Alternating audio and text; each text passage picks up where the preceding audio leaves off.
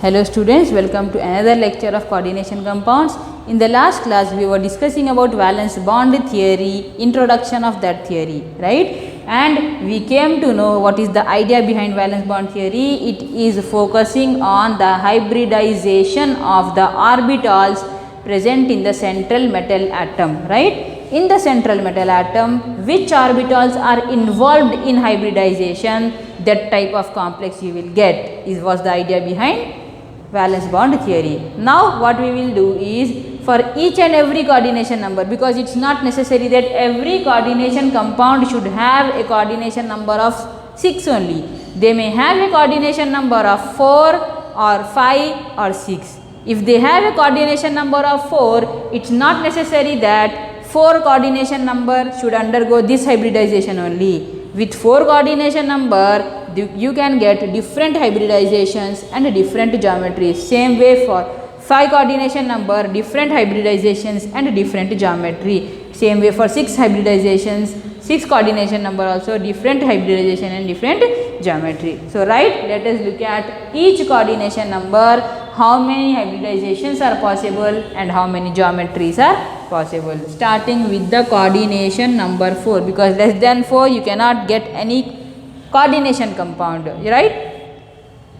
So now if coordination number is 4, you can have 2 types of hybridization, and that is sp3 hybridization can be possible and dsp2 hybridization can also be possible. Because by now I am expecting that you are aware of hybridization and I am not going to discuss about what hybridization is, right? So I will just simply consider hybridization terms which you already know. sp3 hybridization having 4 coordination number, 1s, 3p, total 4, 1d, 1s and 2p, total 4. Clear? Right. If the coordination number is 5, you can get hybridizations like sp3d and dsp3. Right?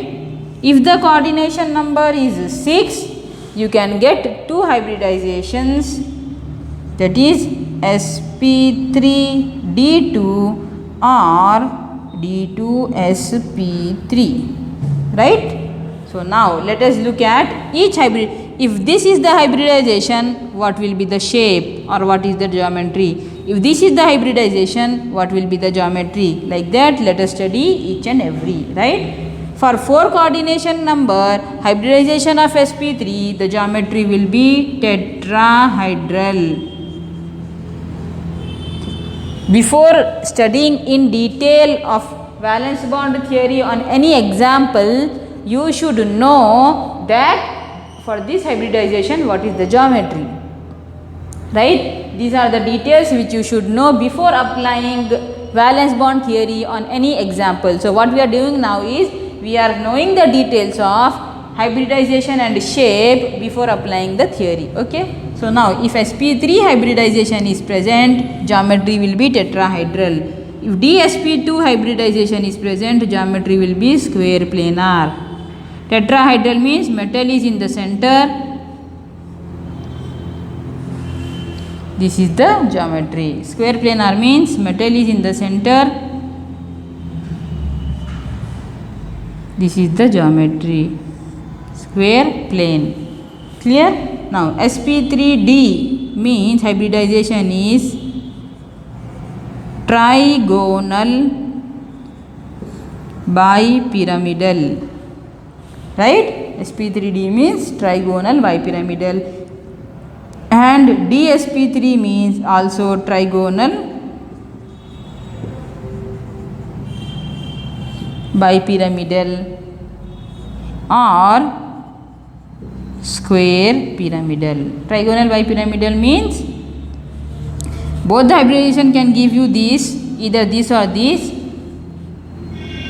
Trigonal bipyramidal or square pyramidal. What is trigonal bipyramidal? Metal is in the center. 1, 2, 3.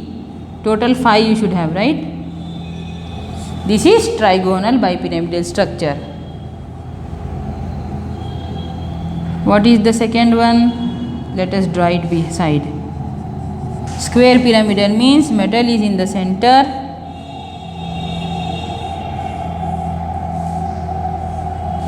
This is a square pyramidal. On the square there will be a pyramid because of one ligand at the top of the plane, right? That is for both the hybridizations. It can be either this or this. Same way, if sp3d2 hybridization is there, the complex is octahedral. But what complex? Outer orbital complex. If dsp2 is there, the complex is octahedral only, but inner orbital complex, right? What is the shape of these two? Octahedral. It is the same only.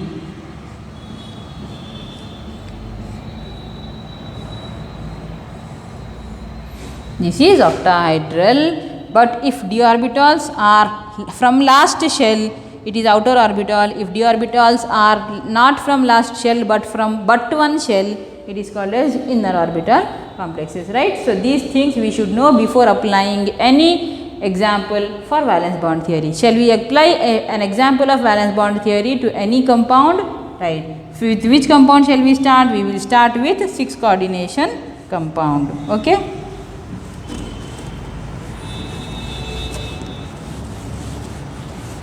And what else you should know for studying valence bond theory is, in every metal how many electrons are present, that also you must know. What is the electronic configuration of metals you should know, then only you can apply. Starting from scandium, titanium, vanadium, chromium, manganese, ferrous, cobalt, nickel, copper, zinc. If you want an additional information, it will be provided. Scandium, titanium, vanadium, chromium, manganese, ferrous, cobalt, nickel, copper, zinc, right? This is a neutral atom I am taking. I am not taking the ion of that atom.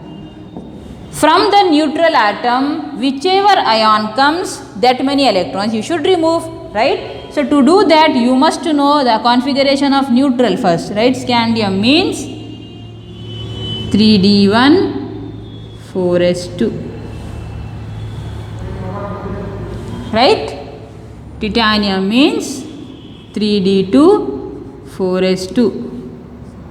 What are d block elements? The elements in which the differentiating electron enters into d orbital is called as d block elements. So s remains to be same, 3d3 4s2, chromium 3d4 4s2, 3d5 4s2, 3d6 4s2, 3d7 4s2, 3d8 4s2, 3d9 4s2, or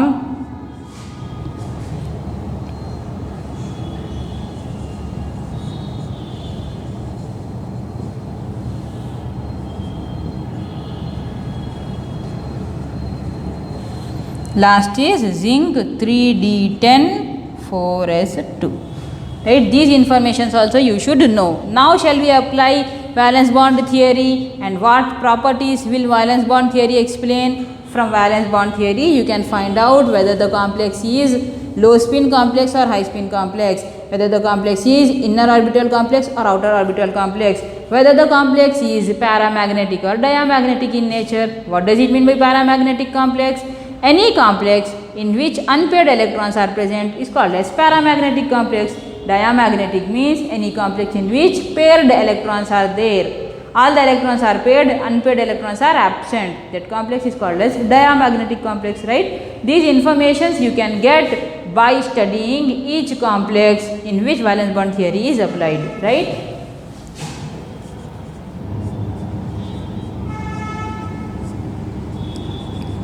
This known complex only I will take.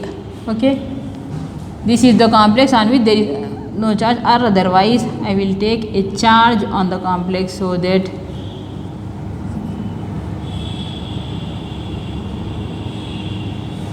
right, this is the complex we have already seen, that's why we are using this complex. Now in this complex, what is the charge on the central metal, or what is the oxidation state of the central metal? Cobalt is having an oxidation state of +3. To know how many electrons are present in cobalt +3, you should first know how many electrons are present in neutral cobalt, right? Cobalt neutral atom. What is the configuration? 3d7 4s2. For cobalt +3, how many electrons will be lost?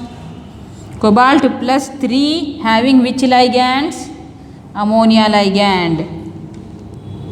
Cobalt +3 is having strong field ligands.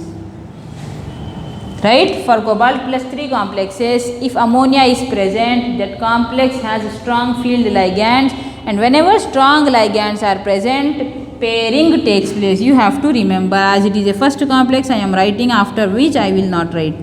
Pairing means, okay, how the electrons will be in this 3d7 4s2 means, actually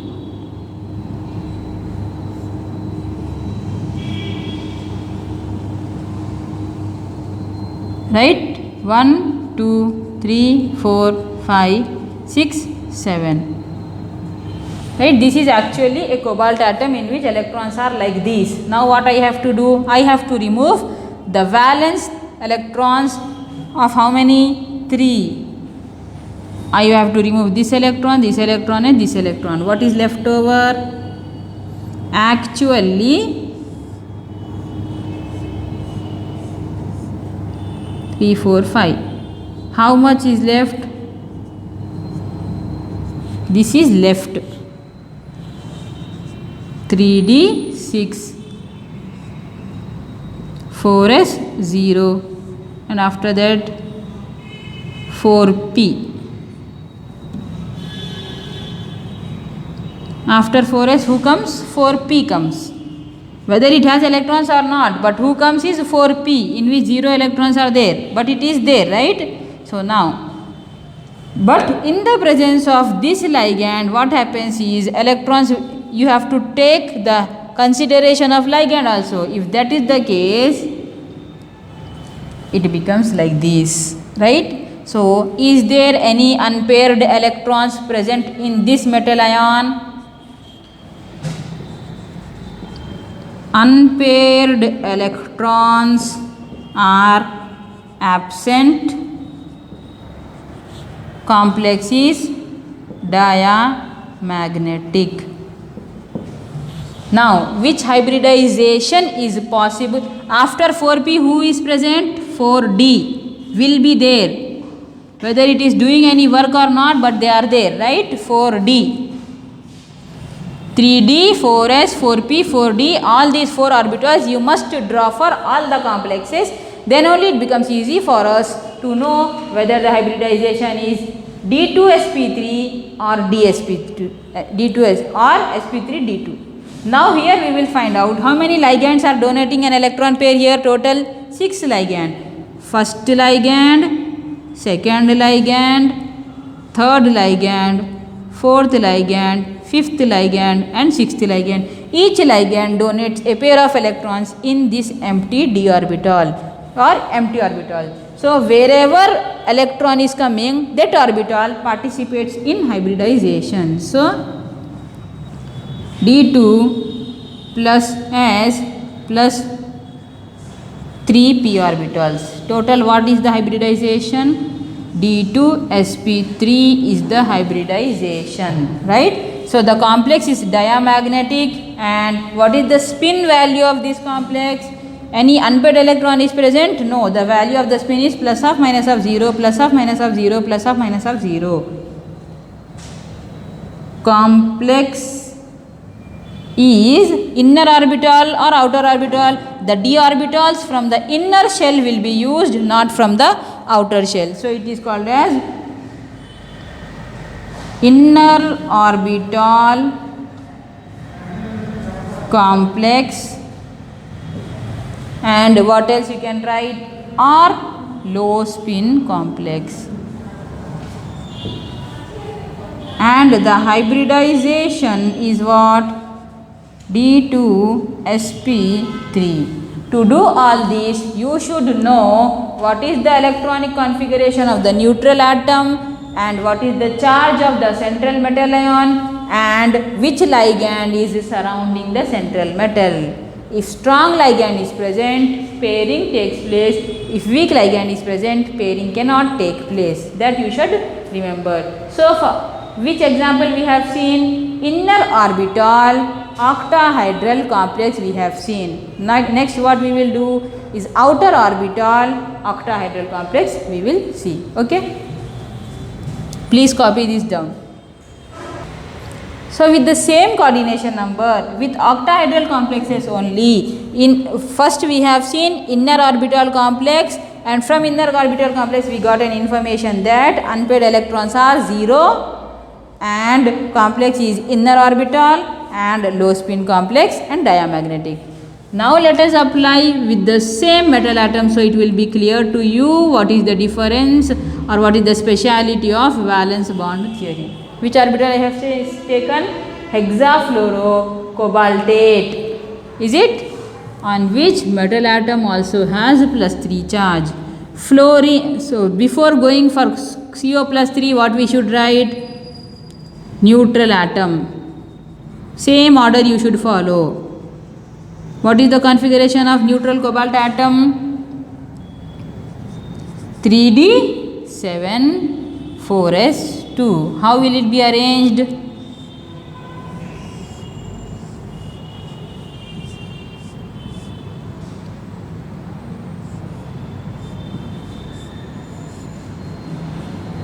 Three D 7 1 2 3 4 5 6 7 4s2.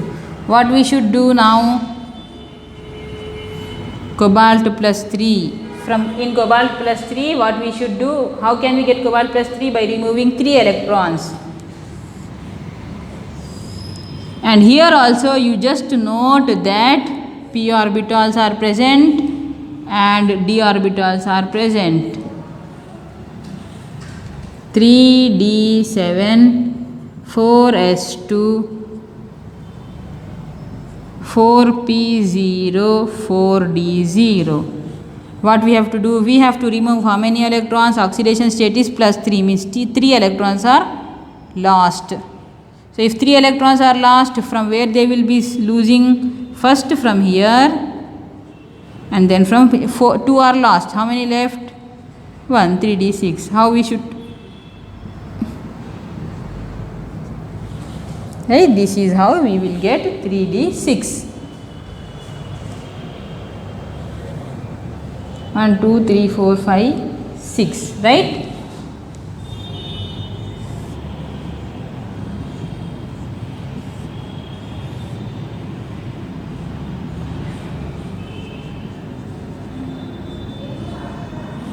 Now this is actual electrons of cobalt +3. To do pairing or to know the ligand, you should know that fluoro, chloro, bromo, iodo ligand is a weak ligand. They cannot do any pairing of electrons in the central metal, even though the central metal is same as the previous example. In the previous example also cobalt +3 only we have taken. Here also we will take cobalt +3 only. But with cobalt +3 there was ammonia, so it was pairing. Here with cobalt +3 it is fluoro, chloro, bromo, iodo, pairing cannot take place. So as it is, it will remain. Now, so with this configuration, where are the empty orbitals for ligand to come? Can ligand come and donate a pair of electron in this orbital and this orbital? No, it's already filled with electrons, right? So from where it starts donating electrons? 1, 2, 3, 4, 5 and 6, right? So ligand starts coming from here. So which orbitals are participating in the hybridization? 1s plus 3p plus 2d gives which hybridization? sp3d2 hybridization. Now what is the characteristic of the compound? Any unpaired electrons are present? Yes. Paramagnetic. How many unpaired electrons? 1, 2, 3, 4. 4 unpaired electrons. Next property, complex. What is the first property? Paramagnetic complex. Next property, inner orbital or outer orbital? Outer orbital complex. What is the hybridization? sp3d2. What is the spin value? High spin. These are the properties of this compound, in which even though the metal atom is the same, even though the metal ion is also same, but the previous one was inner orbital complex and this one is outer orbital complex. Previous one was diamagnetic in nature and this one is paramagnetic in nature. Previous one was low spin complex and this one is high spin complex. Previous one was having a hybridization of sp d2 sp3 and here the hybridization is sp3d2, right. This is a valence bond theory explained in octahedral complexes, right. So now let us explain the same valence bond theory in a square planar complex, how you will get different complexes of outer orbital and inner orbital. For octahedral we have seen, now let us look at square planar, right. In that also we have taken the same central atom of cobalt in different type of complexes. Here also we will do the same, in which central atom will be nickel in both the complex, right. What is the first complex having which metal atom? It has nickel. What is the electronic configuration of nickel? 3d8 4s2. It is a neutral atom of nickel. Directly we cannot start with ion of the nickel because we are not that much perfect in the ions, right. Nickel, what is the configuration? 3d8 4s2. Same way here also I will do the same, 3d8 4s2. Now let us look at the configuration.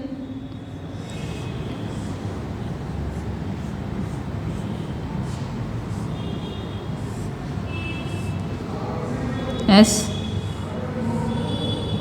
P D. What is the, how many electrons? 1, 2, 3, 4, 5, 6, 7, 8. Here 1, 2, here 0.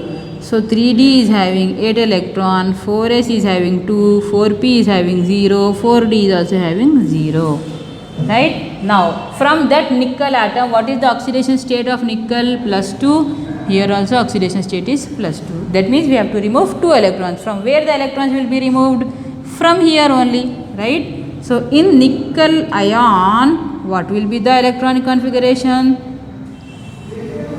D orbital will be as it is and electrons will be lost from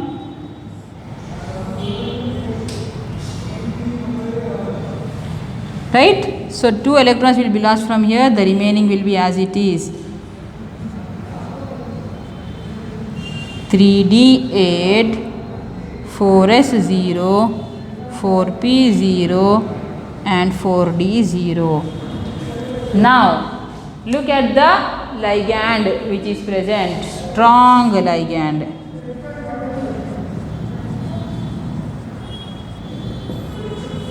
There also let us do the same.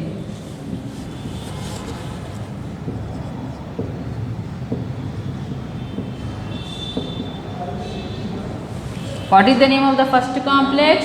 Tetracyanonickelate and tetrachloronickelate. And I told you that fluoro, chloro, bromo, iodo are weak ligands. Pairing cannot take place. You just remember that. Here also first step is write the electronic configuration of neutral nickel, which is 3d8 4s2. 3d8 means 1, 2, 3, 4, 5, 6, 7, 8. 4s2 2 electrons, then p having 0 electrons, then D having no electrons, sorry, mistaken, 3, 4, 5, right? 3D is having 8 electrons, 4s is having 2, 4p is having 0, 4d is having 0 electrons. Now, what is the oxidation state of the central metal? Here also +2. So, here also we should remove how many electrons? 2 electrons. From where will the electrons go? From s orbital only. D has as it is.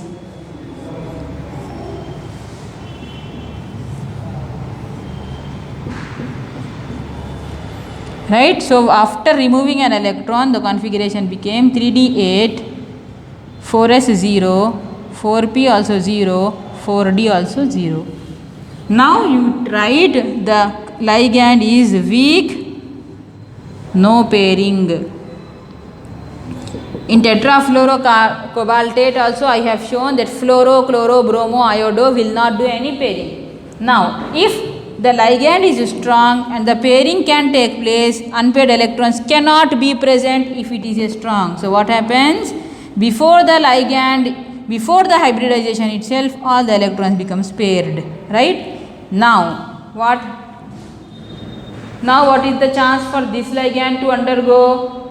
Right? The hybridization will be 1, 2, 3, 4, 5, right? The hybridization will be D, inner d orbitals, right? So, the hybridization, how many ligands are present here? That many hybridization orbitals will be present. So, ligands, where it will come? 1, how many ligands here? It's not 6 ligands here, it is only 4 in both the cases. 1, 2, 3, 4. Here also, how many ligands can come? Pairing cannot take place. 1, 2, 3, sorry, 1 d orbital should be involved. So, which d orbital? This d orbital, right? So, now what is the hybridization? dsp2. Hybridization is dsp2. Here what is the hybridization? spd. So, the hybridization is sp2d. For dsp2 hybridization, the shape will be square planar, and in this complex the d orbitals are used from the inside shell or the but one shell, and in that complex the d orbital used is from the outer shell or the last shell. So, the complex, let us write the characteristic. First characteristic, is there any unpaired electrons present in the central metal? No unpaired electrons, that means it is a diamagnetic compound. Next characteristic, what is the hybridization? dsp2 means what? What is the geometry? Square planar. Which type of square planar it is? Outer orbital or inner orbital? Inner orbital, low spin complex. Same way, let us extend the same to the other type. Is there any unpaired electrons? Yes, 1 and 2. Unpaired electrons are present. Paramagnetic. What is the hybridization? sp2d. Which type of sp2d it is? The square planar. And which type of sp2d? Outer orbital, high spin. Why high spin? Plus half, minus half, 0, plus half, minus half, 0, plus half, minus half, 0, plus half, plus half. Total is value is coming as plus 1 spin value. Therefore, it is having some spin value called as high spin complexes. So, these are the two different complexes in which hybridization is the same, but the first one is under utilizing inner d orbital, second one is utilizing outer d orbital. So, if that is changing, the entire complex is having different properties, one diamagnetic in nature, the other paramagnetic in nature. So, these are the two categories of valence bond theory for octahedral and square planar. These two are enough for us to write in the exam. Now, let us in the next class we will study about crystal field theory. Okay, thank you.